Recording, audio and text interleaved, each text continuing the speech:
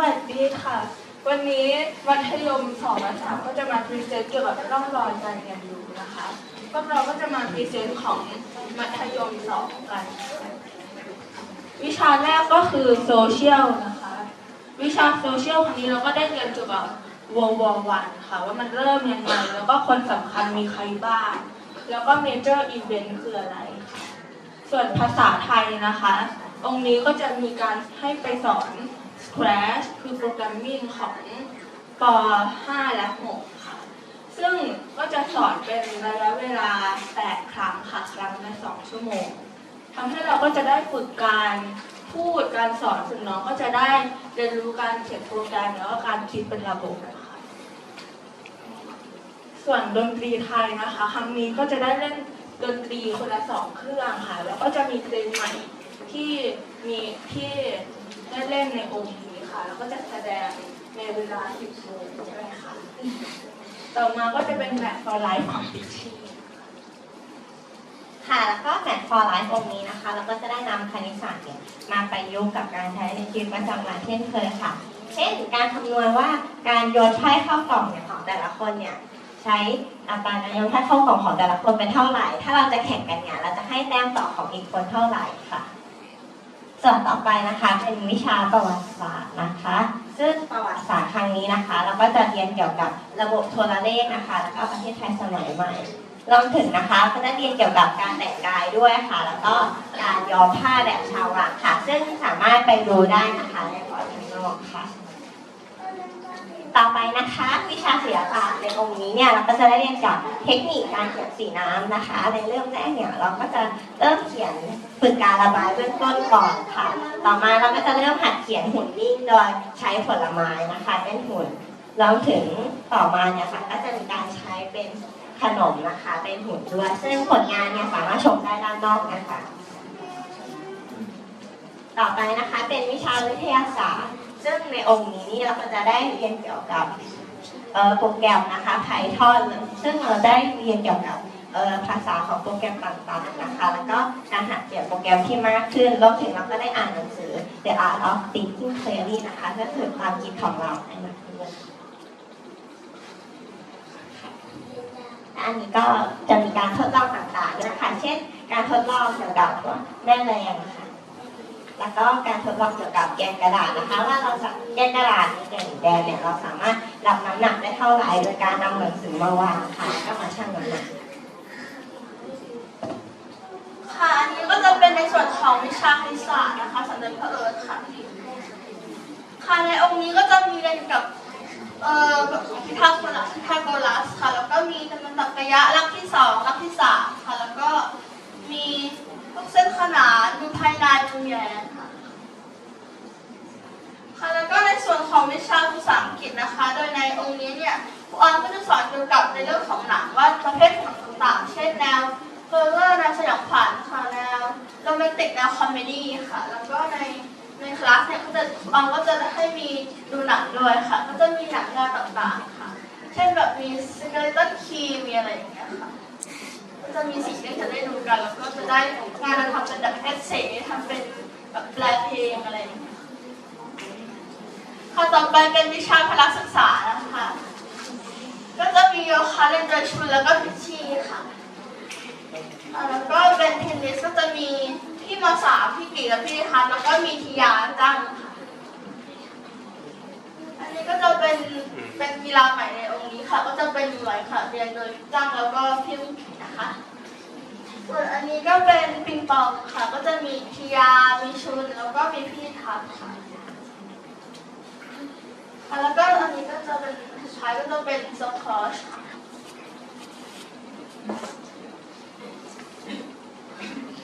ค่ะก็ขอจบการเสนอของมัธยม2เพียงเท่านี้นะคะต่อไปก็จะเป็นของที่ม.3 ค่ะ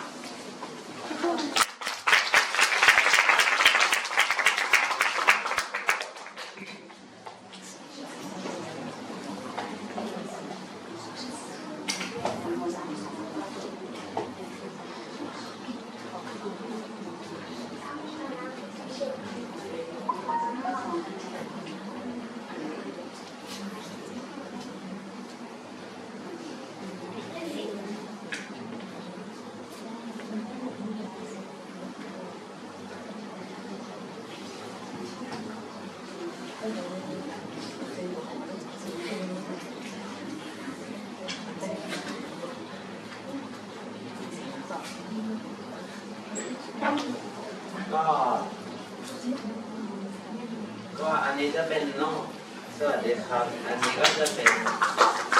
ร่องรอยการเรียนรู้ของม.3 นะครับโดยวิชาแรกก็คือแมทหรือคณิตศาสตร์นะครับสอนโดยพ่อเอิญนะครับโดยในองค์นี้ก็จะมี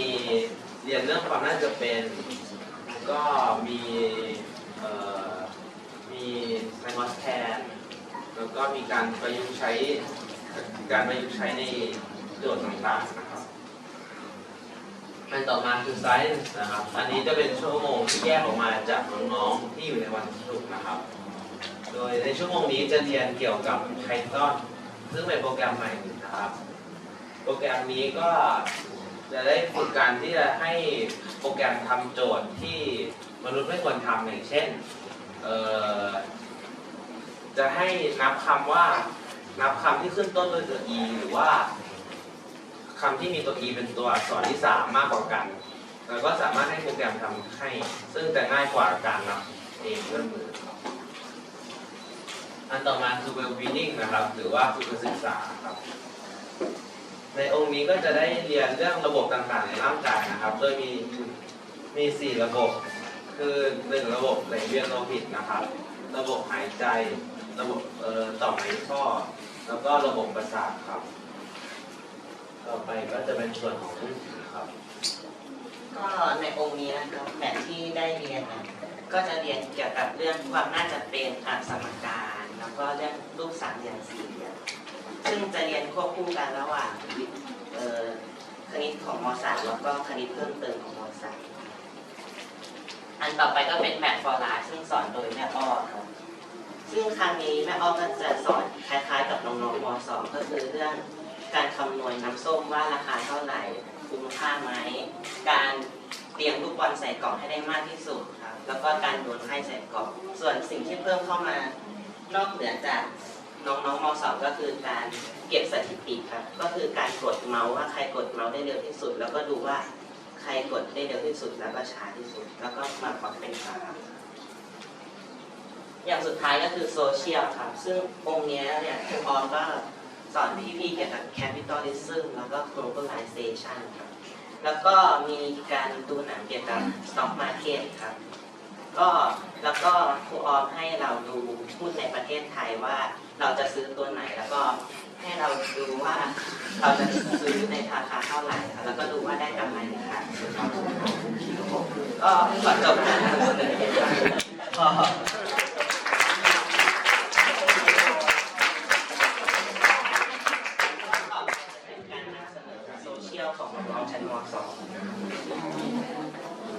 So, hello parents, teachers and friends. In this section, we have learned about World War I, about how was it happened and the major events in the World War I. So today I will tell you about the most important people in the World War I. First is Gavrilo Princip. He was Bosnian, but in that time Bosnia was in Austria-Hungary. And then he want Bosnia to be separate from Austria-Hungary. So he killed Archduke Franz Ferdinand, who was the heir to the throne of Austria-Hungary.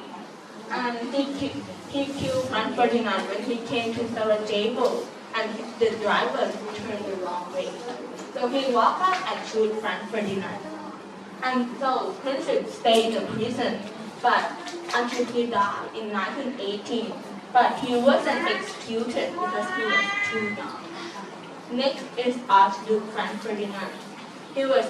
the heir to the throne of Austria-Hungary.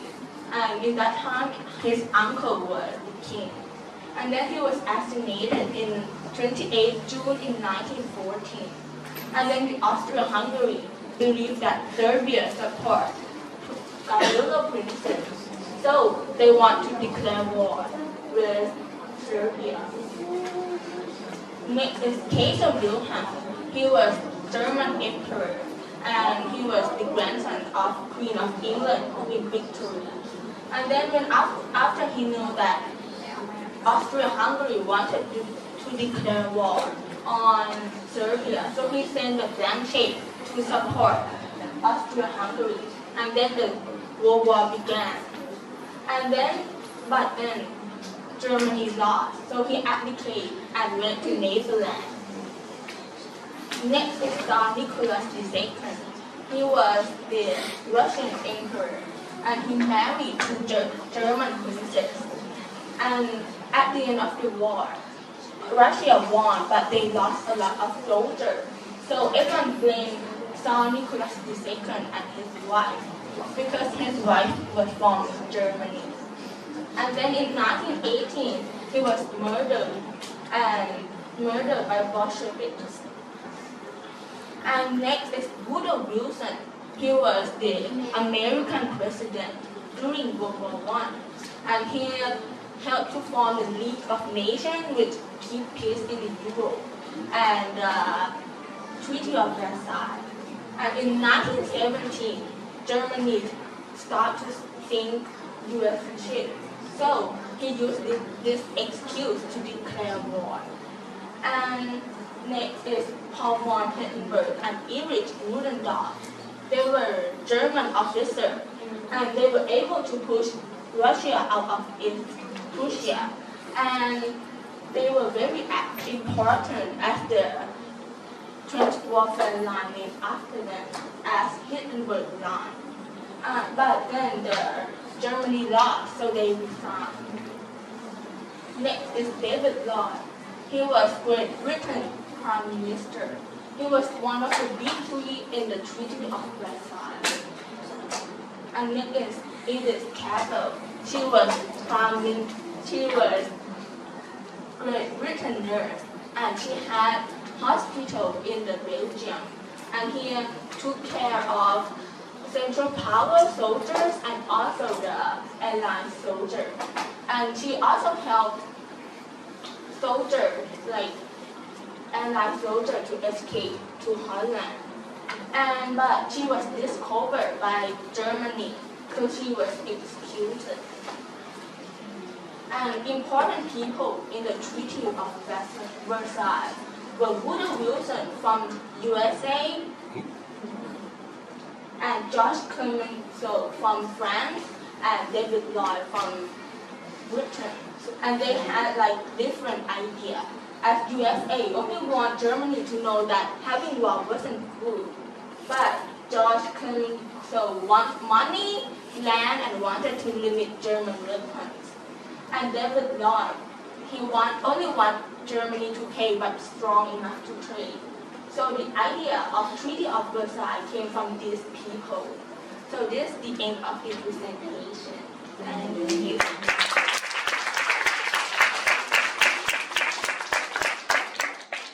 I'm going to present about the major events in World War I. So, the event in World War I starts with an assassination of Archduke Franz Ferdinand. Archduke Franz Ferdinand was a fellow Austrian-Hungary throne. He and with his wife visited Sarajevo in Bosnia around June 28 of 1914. Along the way to Sarajevo, they met an assassin. At first, they threw a bomb to their car, but it missed. So, a while later, an assassin named Gabriel Princip shot them and his wife. So, Austria-Hungary Empire was very angry. So, they declared war on Serbia. Germany helped Austria-Hungary to fight with Serbia because Kaiser Wilhelm was a friend of Archduke Franz Ferdinand. And Russia Empire helped Serbia to fight with Austria-Hungary and Germany. So, the World War I was begun. And the next major event is happened in 1915. It's called the Lusitanian Sun. At first, in World War I has begun, USA didn't want to fight in this war. But after the Lusitanian Sun, the World War I was begun because USA come to the war and helped to fight with Germany. So, Lusitanian Sun was sunk by German U-boat torpedo, and it sank quickly that made many people die. And also, 128 of Americans died in the attack. So, President of USA, Woodrow Wilson, talked with Congress to declare war on Germany. So a few years later, USA come to the war and fight against Germany. So was the next major event that happened during the World War I. It was called the Russian Revolution. At first, before the World War I, Russia was ruled by King called Tsar of the Romanov dynasty. They was very, very powerful, but in the working class in Russia had bad life and bad living and working conditions. So they wanted to have better life. So they marching to the Tsar's palace to ask them for good and better living conditions. But they shot them. So the working class were very, very angry and tried to fight against the Tsar. So a group that led by Vladimir Lenin called the Bolsheviks made a revolution and overthrown Tsar Nicholas II. So they changed the government to a communist government and changed their name to Soviet Union. So after the revolution, Russia was very weak and they signed a treaty with Germany to end the fighting in the war. So Russia was the first country that came out of the war. And finally, the war comes to the end with the Treaty of Versailles. The Treaty of Versailles was a treaty of peace signed between Germany and Allied powers. This treaty was extremely harsh on Germany because they had to pay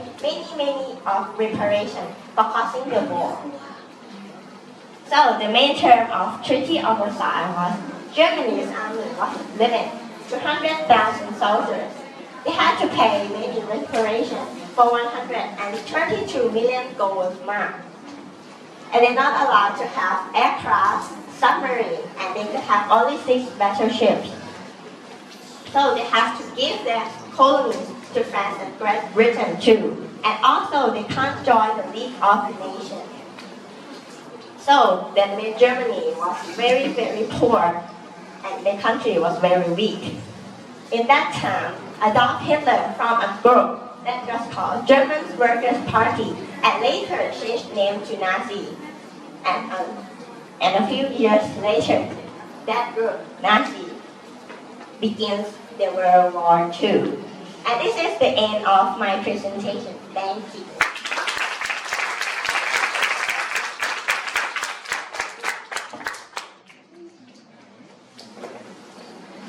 Hi parents, teacher and kids. Today I will tell you about weapon of World War I. And first weapon that I will present to you is U-boat. U-boat is submarine. It was used to sink the big ship by the torpedo or make a hole on the big ship. And the first U-boat was built by Germany. Its name Three-Man Vantage. And soon, Britain also made a submarine. It's called Holland 1. So the tank was created with the purpose that make easy way to go to no man's land of the ocean.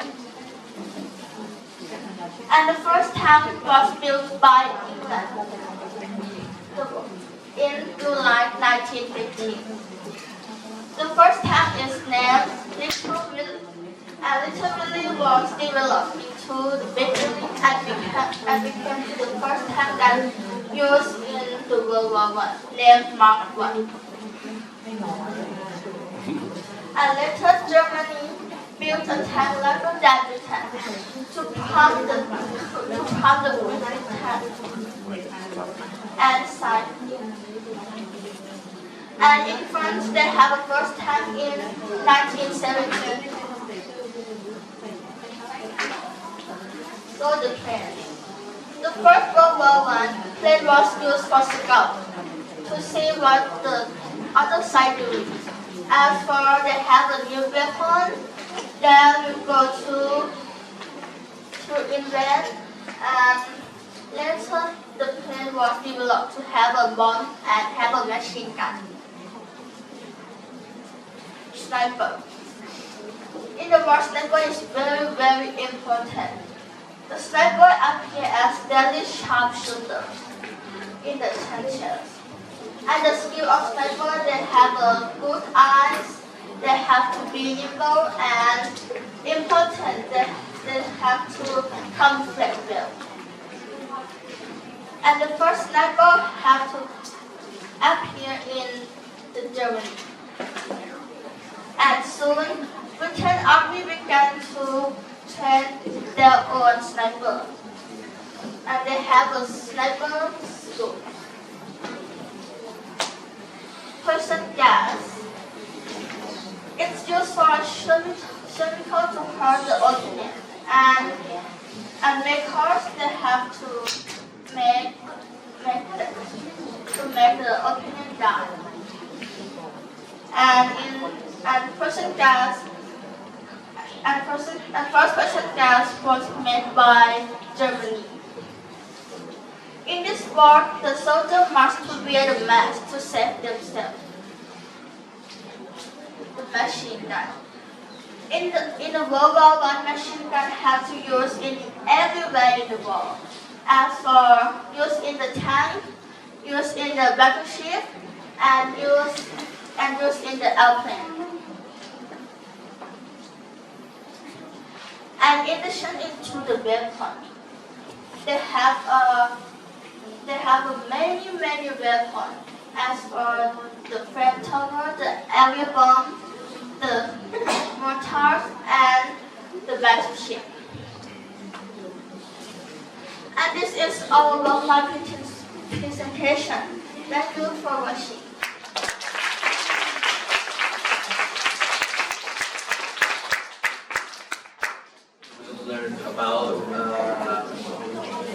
We've learned about globalization and economy. So now I'm going to present about one of the very successful company in the past, Ford Motor Company. So the company started off when Henry Ford started to build a car and formed a company in 1903, in the same year the Ford car was produced. And 5 years later, one of the very innovative ideas at that time came out. The idea of cheap cars that is practical for everyone to buy and to use. So the Model T was about 40% of the normal car price at that time. So a lot of working class Americans bought it. And when Model T was launched, it became so popular that the company needed to develop a new mass production method, which I will explain later. In 1911, Ford became the first US company to open overseas production plant in England. And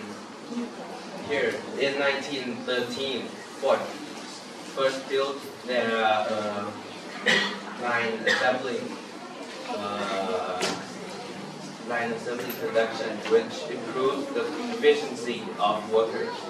But it's the process where one worker will only work on one job,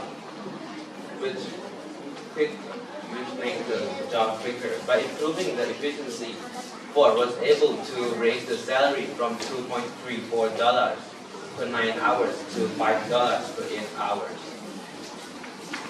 And here's the assembly line where the car will move slowly and the worker will work on their jobs. By mid-1914, there were more than 500,000 Model Ts across the globe. And Ford started to think of the medium price range and bought Lincoln Motor in 1922. And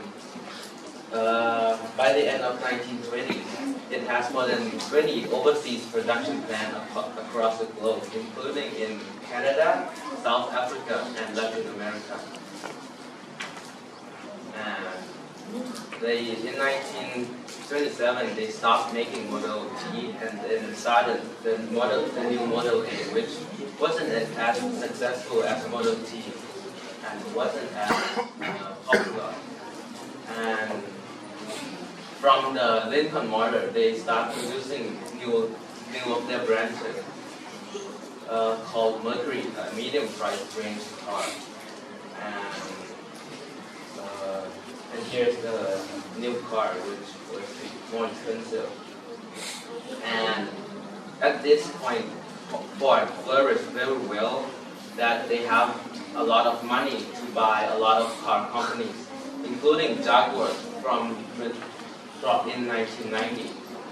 And Aston Martin was also bought by Ford in 1993. And this company Hertz, which you might know when you go to the airport, and it's a car rental company that still exists today. And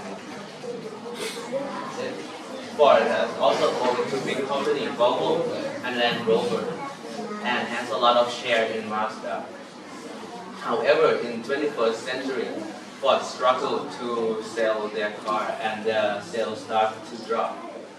And they were forced to sell a lot of their branches. In 2007, they sold Aston Martin, and a year later, Tata Motors of India bought Jaguar and Land Rover from Ford. And in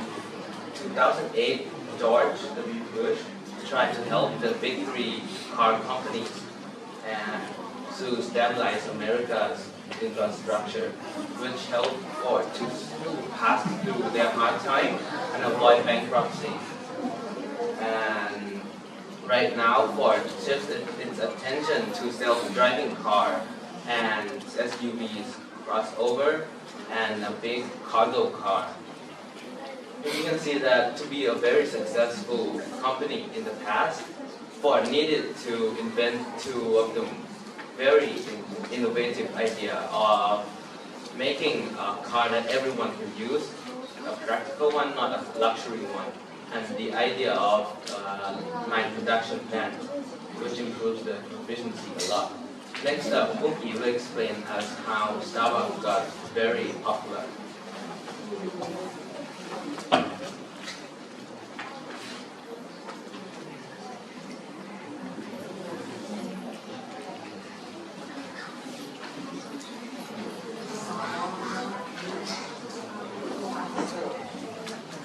Do you drink coffee? Yes. Do you like coffee? Yes. And do you know Starbucks? Yes. So today I'm going to present you the largest coffee house company in the world, Starbucks. First, Starbucks was inspired by three partners, Jerry Baldwin, Sales Seeker, and Gordon Brooker. There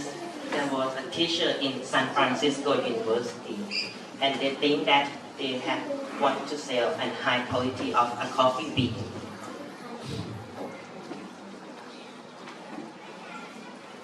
And this is the first store of the Starbucks in Seattle, Washington. Later, this store moved to another place. And at that time, Starbucks was only selling coffee bean, but didn't sell coffee yet. So this is the Howard Schultz. Now he is the CEO of the Starbucks. First, in 1982, he was joined at Starbucks company, and he was a marketing of the Starbucks. So next year later, he went to Italy, Milan, and he saw that people in Italy was enjoying to drinking with coffee and enjoy chit chat with his friend. So it is different from America. People didn't enjoy with drinking and coffee and chit chat with his friend. So he thinks that when he comes back, he will open his own coffee shop like in Italy. And in 1987, the Starbucks company was suffered because he can't control the quality of the coffee bean. So, and then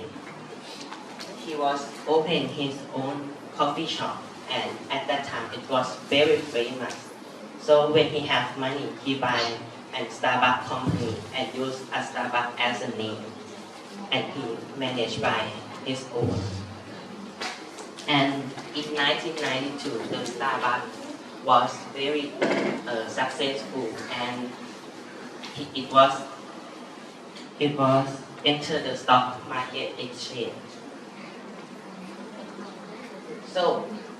this is the logo of the Starbucks in the past and now.